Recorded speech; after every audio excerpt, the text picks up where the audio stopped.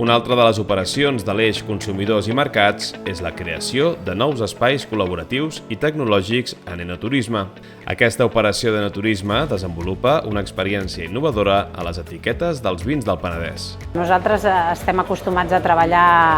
la promoció turística a través d'experiències, a nivell de suports online, de publicitat, i sempre ens havia quedat pendent el buscar una campanya de promoció que pogués combinar amb el consum directament de vins, caves i escumosos del nostre territori. I aquest projecte ens va donar bàsicament aquesta oportunitat, és plantejar una campanya de promoció que parli de la destinació, que parli del lloc on s'han elaborat aquells vins i aquells productes que algú està tastant i sobretot el convidi a venir. Nosaltres el que busquem sempre amb la promoció turística és aquest últim pas de que la gent vingui, conegui el territori, el visiti i pugui viure experiències per després fer un bon boca-orella i que per tant el Penedès sigui una destinació interessant per aquest públic de proximitat al qual ens adrecem. Sí, la idea inicial surt una mica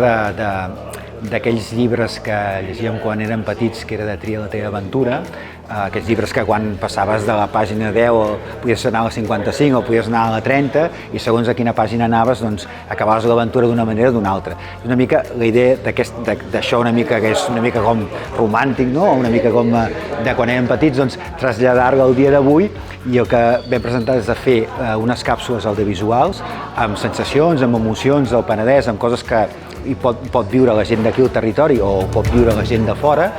però no tampoc explicar massa